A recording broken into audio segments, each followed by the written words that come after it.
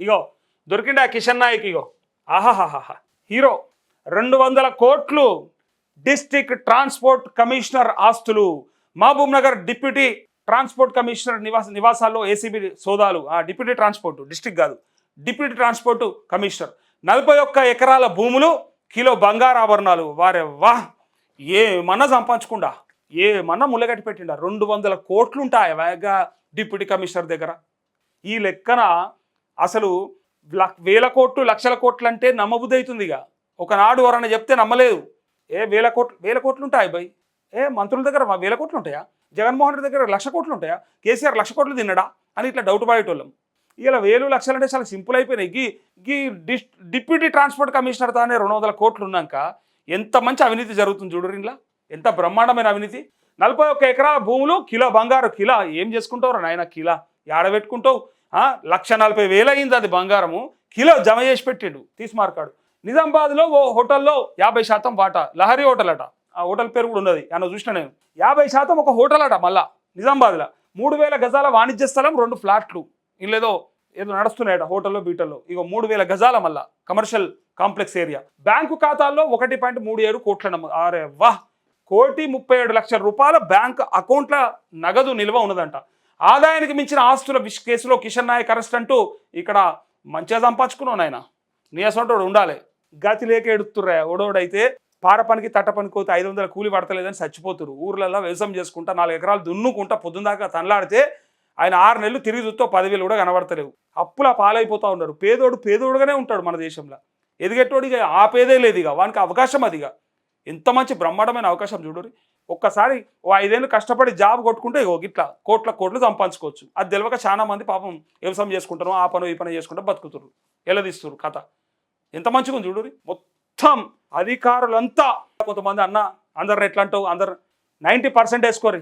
90% ప్రభుత్వ అధికారులు దొంగలే. ఇది ప్రజల మాట, నా మాట కాదు. ఎక్కడికక్కడ మళ్ళీ 10%లో ఎవరు ఉన్నారంటే ఇక మీరు చూసుకోరు ఎవరు ఉన్నారు. మళ్ళీ అంతకంత ఎట్లా అంటారు, అంతకంత అందరి మీద ఎట్లా పెడతామంటే మొత్తం ఇంకా కాంట్రాక్ట్ అవుట్ సోర్సింగ్లలో పనిచేసే వాళ్ళే కోట్ల రూపాయలు వెనకేసుకుంటున్నారు. పందికొక్కు లెక్క మేస్తున్నారు. అరే అసలు ఎంత మంచి అవకాశం అంటే ప్రభుత్వ ఏదో ఒక డిపార్ట్మెంట్లో ప్రభుత్వ శాఖలలో పనిచేస్తే అయిపోయాయి కథం. ఇక అని దండుకున్నంత దోపిడీ చేసినంత ఏం లెక్కనా పత్రమా? ఏమన్నా లెక్కలు ఉంటాయి కూడా.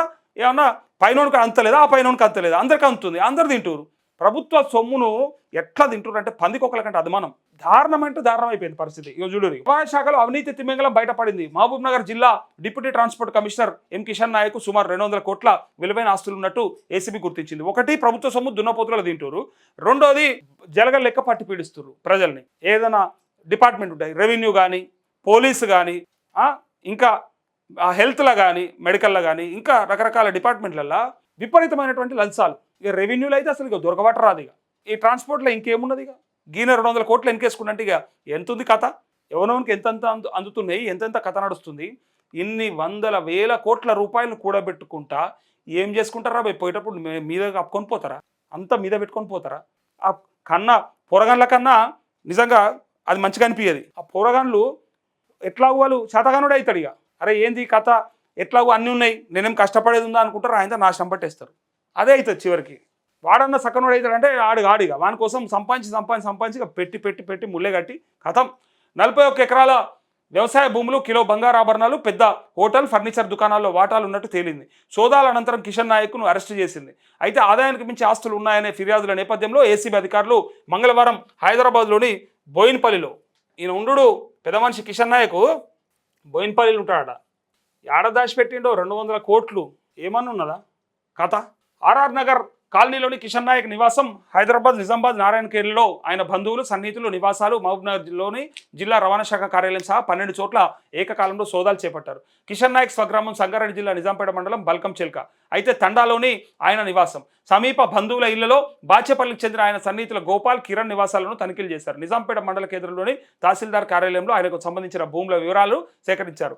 కిషన్ నాయక్ను నారాయణఖేడ్లో 31 ఎకరాలు, నిజామాబాద్లో 10 ఎకరాల వ్యవసాయ భూమి ఉన్నట్టు గుర్తించారు. ఆయన నివాసంలో కిలో బంగారు ఆభరణాలు, బ్యాంకు ఖాతాల్లో 1,37,00,000 నగదు, నిజామాబాద్లో లహరి ఇంటర్నేషనల్ హోటల్లో సగం వాటా, అక్కడి రాయలోక్ ఫర్నిచర్ దుకాణానికి అద్దెకిచ్చిన 3,000 గజాల వాణిజ్య ప్రదేశం, అశోక టౌన్షిప్లో 2 ఫ్లాట్లు, 4,000 చదరపు అడుగుల స్థలంలో పాలీహౌస్ ఉన్నట్టు గుర్తించామని ఏసీబీ డీజీ చారుసింహ వెల్లడించారు. ఇక దిల్సుఖ్నగర్లో ఆయన బంధువు విజయ్ ఇంట్లో పలు ఆస్తుల పత్రాలను స్వాధీనం చేసుకున్నట్టు తెలిపారు.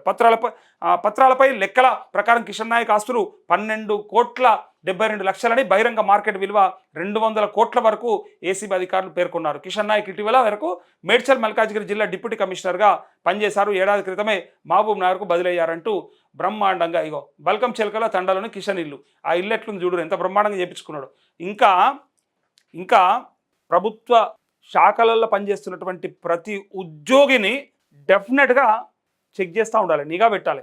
వాడు ఎవరి దగ్గర లంచాలు తీసుకుంటుండు, వాని జీతం ఎంత, వాని ఆస్తులు ఎంత, అసలు వానికి ఎంత క్రెడిట్ చేస్తుంది ప్రభుత్వం, వాడు వెనక ఎంత కూడేసుకుంటుండు, పైగా బయటకెళ్ళి ఏమైనా ఆదాయం ఉందా, బయటకెళ్ళి ఆదాయం ఉంటే పర్లే, కానీ బయట నుంచి ఏ ఆదాయం లేకుండా ప్రభుత్వ శాఖలలో పనిచేస్తున్నటువంటి దొంగలు ఎవరైతే ఉన్నారో వాళ్ళని ఒకసారి పట్టాలి, వాళ్ళపైన నిఘా పెట్టాలి. ఆ ఆస్తులు ఎట్లా కూడబెడుతున్నాడో అది కనుక్కోవాలి, ఎట్లెట్లా జమ అవుతున్నాయో చూడాలి, ఏడికెళ్ళి వస్తున్నాయి ఇవన్నీ, ఎవరిని కొడుతున్నాడని పట్టాలి.